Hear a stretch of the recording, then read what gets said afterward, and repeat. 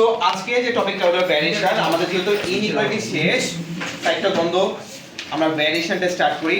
Variation মানে বুঝি, মানে ভ্যারি করা, মানে একসাথে ভ্যারি করা। আমরা ফিজিক্সে একটা ফর্মুলা পড়ছি না, ফিজিক্সে অনেকগুলো ফর্মুলা পড়ছি, ধরো F = ma, এটা পড়ছি সবাই, এরকম আইডিয়া আছে? আচ্ছা, তো এখানে আমরা কি জানি যে ধরো তুমি একটা অবজেক্ট আছে, এই অবজেক্টের মাস আছে ধরো 2 কেজি। এই মাসটা কি চেঞ্জ হচ্ছে?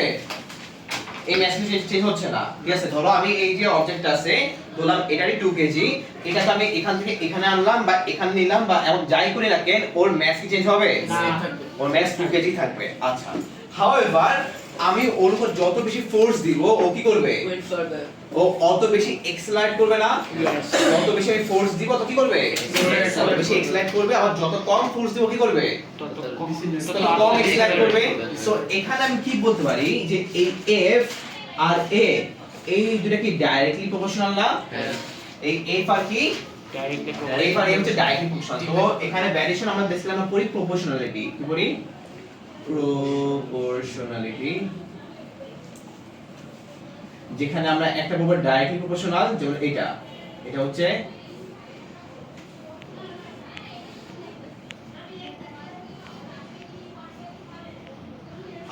Directly proportional. আমাদের আরেকটা আছে ইনভার্সলি প্রপোর্শনাল। এটা কি আছে? আর ইনভার্সলি প্রপোর্শনাল কি হইতে পারে? ইনভার্সলি প্রপোর্শনাল হতে পারে, ধরো আমরা কোন ফর্মুলা বলতে পারি,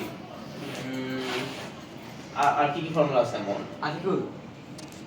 ঠিক আছে, ফর্মুলা যেমন আমাদের formula distance is the speed into time, by speed time তো তার ডিফারেন্ট জিনিস। টিচার লেখে দেখো, তো আমরা এক কাজ করি, আমরা এই ফরম্যাটে দেখি। এখান থেকে আমরা ম্যাথস কে সাবজেক্ট করে এক্সপ্রেশন সাবজেক্ট করি। তাহলে এক্সপ্রেশন সাবজেক্ট করলে কি হয়? Expression equals to force by maths হয়। ওকে, এখন ধরো আমি দুইটা অবজেক্ট নিলাম। কি করলাম? দুইটা অবজেক্ট নিলাম। এইটা একটা অবজেক্ট, এইটা আরেকটা অবজেক্ট। ওকে, দুইটা অবজেক্ট আমি কি করছি? সেম ফোর্স অ্যাপ্লাই করছি। কি করছি? দুইটা অবজেক্টে সেম ফোর্স। দ্যাট মিন্স আগের জায়গায় আমার ম্যাথস কি ছিল? সেম ছিল না? সেম ম্যাথস ছিল, বাকি দুটো ভ্যারি করতেছে। দ্যাট মিন্স আমার আগের বার ম্যাথস কি ছিল? ম্যাথস ছিল কনস্ট্যান্ট। ম্যাথস কি ছিল? কনস্ট্যান্ট। ম্যাথস চেঞ্জ হচ্ছে না। এবার আমার ফোর্সটা কি? সেম। এবার ফোর্স হবে সেম। আমি সেম ফোর্স অ্যাপ্লাই করব। দ্যাট মিন্স ফোর্সটা কি হবে? সেম। ফোর্সটা হবে কনস্ট্যান্ট। Force constant. এখন দেখো, যেহেতু আমি এখানে দুইটা অবজেক্ট নিছি, ডিফারেন্ট অবজেক্ট, ওদের ম্যাস কি ডিফারেন্ট হবে। Different mass. একজনের ম্যাস বেশি, একজনের ম্যাস কি কম। তাহলে যার ম্যাস বেশি হবে তার এক্সেলারেশন কি হবে? কম হবে। বেশি হবে না কম হবে? কম হবে। কি ভাই কি? কম। যদি ম্যাস বেশি হয় তাহলে এক্সেলারেশন কি হবে? কম হবে। এক্সেলারেশন কম হবে। আর যদি ম্যাস কম হয় এক্সেলারেশন বেশি হবে। তো এটা কি উল্টা না? যে এখানে যদি ম্যাসটা বেশি হয় এক্সেলারেশনটা কম, আবার এট দ্য সেম টাইম আমরা দেখতেছি যদি ম্যাসটা কম হয় এক্সেলারেশন কি হয়? বেশি। আর ফোর্সটা কি কনস্ট্যান্ট। আমি সেম ফোর্সে অ্যাপ্লাই করতেছি। দুইটা অবজেক্ট আছে, ঠিক আছে? আমার এই সিনারিও 1, সিনারিও 2। তাহলে দুইটা অবজেক্টের জন্য আমার ফোর্স যদি কনস্ট্যান্ট, শুধুমাত্র ম্যাস আর এক্সেলারেশন চেঞ্জ হচ্ছে, আমি এখানে কি বলতে পারি আলটিমেটলি? যে acceleration is inversely proportional to mass. বলা যায় এটা। তার মানে এখানে এটাকে আমরা কি বলবো? এটাকে বলবো আমরা ইনভার্সলি প্রপোর্শনাল। কি বলবো এটাকে? Inversely proportional. পজ করছো? না, শুরু করছি মাত্র আবার। এগুলা ভিডিও করছো? হ্যাঁ। বুঝছি যে রিজিউম করো। আচ্ছা দেখো, তো আমরা একটা ক্যাটাগরি থেকে ম্যাথ দেখি। কোশ্চেনটা সবাই একটু ভালো মতো পড়ো। সবাই কোশ্চেনটা বের করো একটু ক্যাটাগরি। সো এখানে কোশ্চেনে কি বলছে? কোশ্চেনে বলছে given that y is proportional to the cube of x. কি বলছে? y is proportional to the cube of x. তো ভালো মতো দেখো, সবাই পড়ে রাখবা। কি বলতে শুনো? y is proportional to the cube of x. That means x cube দিবা। কি দিবা? x cube। কি বলছে বুঝছো? ইয়ান, y is proportional to the cube of x. That means y is proportional to the x cube. Okay? স্ক্রিপ্টটা কেন দিব? কথা বলছে কিউব অফ x বলছে না? হ্যাঁ। কিউব অফ x মানে হচ্ছে x cube. Okay?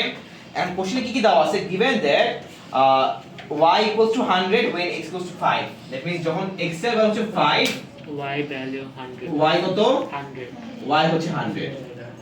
Okay?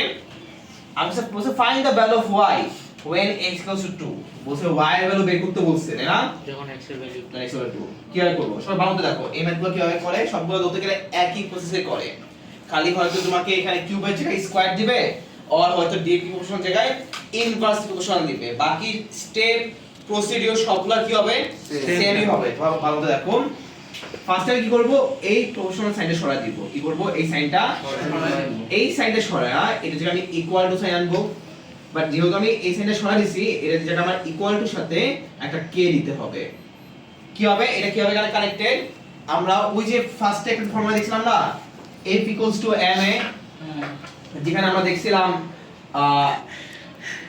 f is directly proportional to the a তো আমরা এখানে কি লিখতেছি বেসিক্যালি আমরা প্রপোর্শনাল সাইনের জায়গায় কি লিখতেছি ইকুয়ালস টু m লিখতেছি না আর ইকুয়ালস টু m এর জায়গায় আমরা কি লিখতেছি প্রপোর্শনাল সাইন লিখতেছি না আর এখানে m টা কি কনস্ট্যান্ট না m টা কি ছিল কনস্ট্যান্ট সেম ওয়েতে এখানে k আছে এই k টা কি Constant. কনস্ট্যান্ট দ্যাট মিন্স যেটা এই ইকুয়েশনে চেঞ্জ হচ্ছে না ওকে তার মানে আমার এখানে ইকুয়েশনে কি আসে y k x³ কি বলছো বুঝছো যে আমি এখানে y জায়গায় y লিখলাম x³ এর জায়গায় x³ লিখলাম বাট যেহেতু একটা প্রপোর্শনাল সাইন ছিল প্রপোর্শনাল সাইনের জায়গায় আমি কি লিখছি k লিখছি দ্যাট মিন্স y বাড়তেছে q বাড়তেছে মানে সরি x³ বাড়তেছে বাট অবভিয়াসলি এখানে একটা ফ্যাক্টর আছে যে ফ্যাক্টর যে এত টাইমস করে বাড়তেছে ওকে আর যে ফ্যাক্টরটা হচ্ছে কনস্ট্যান্ট এখন আমাকে দেখো ইকুয়েশন হচ্ছে এটা আমাকে বলছে x এর ভ্যালু বের করতে সরি y এর ভ্যালু বের করতে কখন যখন x হলো 2 দেখি আমি x হলো 2 বসে দিলে y চলে আসবে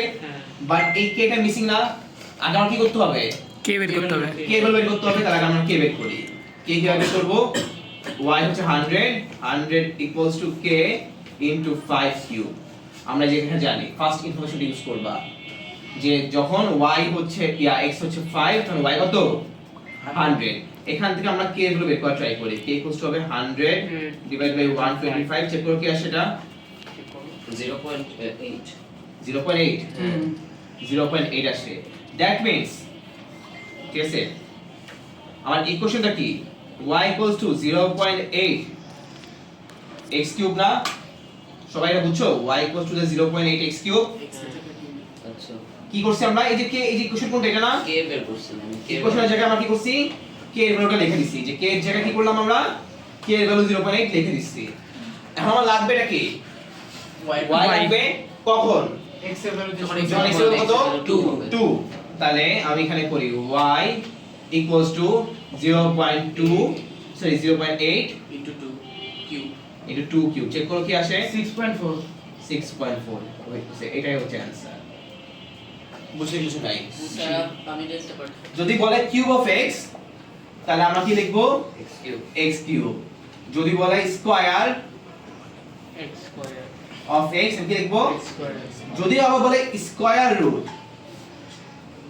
जैसे স্কয়ার রুট অফ x তো আমি কি করব বলতো রুট x লিখব যদি আমাকে বলে কিউব রুট অফ x তো আমি কি লিখব cube root X root x আর কিউব রুট x মানে কি x কিউব মানে কি পাওয়ার কত half x to the power half আর কিউব রুট মানে কি 1/3 x টু দি পাওয়ার 1/3 কি বলছো বুঝছো yes ক্লিয়ার বলছো একটা ম্যাথ দেখি ঠিক আছে bb1 কোন ম্যাথে দেখা যায় অনেকগুলো ম্যাথই আছে 7 নম্বর আমরা নাম্বার 2 তে দেখি 7 নাম্বার কি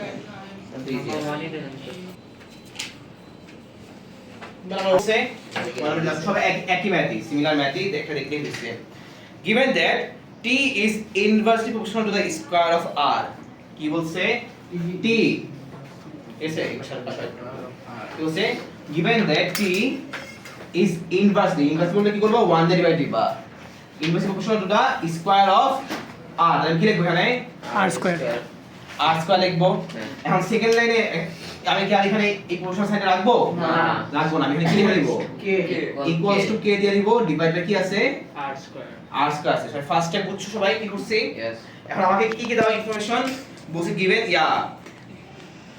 t equals to 9 when r equals to 4 যখন r equals to 4 তখন t কত 9 t হচ্ছে 9 বের করতে হচ্ছে find the value of t when r equals to 8 আমাকে t এর ভ্যালু বের করতে হবে কখন যখন r এর ভ্যালু হচ্ছে 8 8 তো ফার্স্ট অফ অল কি বের করতে হবে কি বের করতে হবে? কে কে বের করতে হবে, ভেরি গুড। কে কিভাবে বের করব? ওই যে আমাকে 9 কে বের দেওয়া আছে, কে বের হচ্ছে 9, কে হচ্ছে কে জায়গায় আর কত 4 স্কয়ার। ওকে, তাহলে 9 into 16 equals to k, k equals to কি আসে কত? K equals to 144. 144।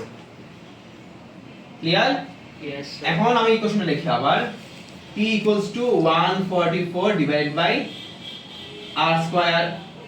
t আমার বের করতে হবে 144 divided by r কত? 8 স্কয়ার কি আসে? 9/4 9/4। ক্লিয়ার, এটা শেষ। এটা কি বুঝছো? 6 এ বলছে p is inversely proportional to the square root of w।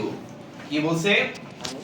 p is inversely proportional to the square root of w, that means কি করব আমি এটা রুট করব। Yes. ঠিক আছে, p is inversely proportional to the square root of w। কোশ্চেনে কি কি দেওয়া হয়? given that p equals to কত?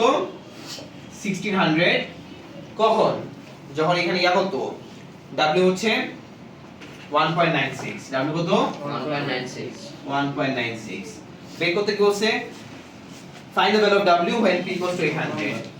তো যখন p equals to 800 তখন w কত? এটাই বের করতে বলছে। আবার ফার্স্ট কাজ কি হবে আমার এখানে? K এর ভ্যালু বের করো। ফার্স্টে k বের করব, আর এখানে প্রপোর্শনাল সাইন সরাই দিয়ে কি লিখব? k লিখব √w। কোন দুটো ভ্যালু ইউজ করব? এই দুটো ভ্যালু ইউজ করব। p 1600 equals to k divided by √1.96, k equals to 1600 into √1.96। দেখো তো কি আসে এটা? 2240. 2240। এবার এই কোশ্চেনটা দেখি। কোশ্চেনটা কি আসে? p equals to 2240 divided by √w। ওকে, আমার এখানে আমি √w সাবস্টিটিউট করি। √w equals to কি হবে? 2240 divided by p। একটু ক্লিয়ার? হ্যাঁ। কি করছি আমরা? ক্রস মাল্টিপ্লাই করছি। সাবজেক্ট করছি মানে w টাকে বেশি মাল্টিপ্লাই করছি আর p টাকে ডিভাইড করে ফেলছি। আমার বের করতে হবে কি এখানে? √w বের করতে হবে। তাহলে √w equals to কত? 2240 divided by p কত? 800। দেখো তো কি আসে এটা? 14/5 14/5। যে এটা জাস্ট এটা 2। এখন এখানে রুট আছে না? রুটটা সাইড চেঞ্জ করলে কি হয়? স্কয়ার তাহলে w equals to 14/5 whole square কত কি আসে? 196/25 196/25।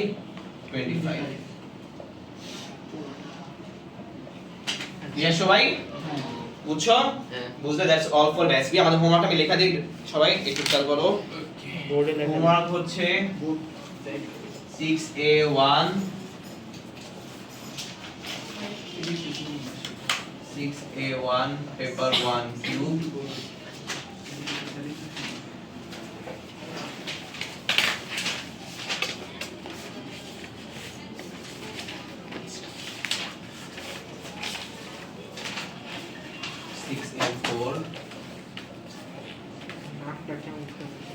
পেপার 1 ওয়ার্ড প্রবলেম WG দিয়ে দিছি আমি 6B1 inverse paper 1 square 6B2 inverse paper 1। Okay, তো এগুলো সবগুলো করে নিয়ে আসবা। ঠিক আছে, বেশি ম্যাথ নাই, অল্প একটা ম্যাথ শেষ করে ফেলবো।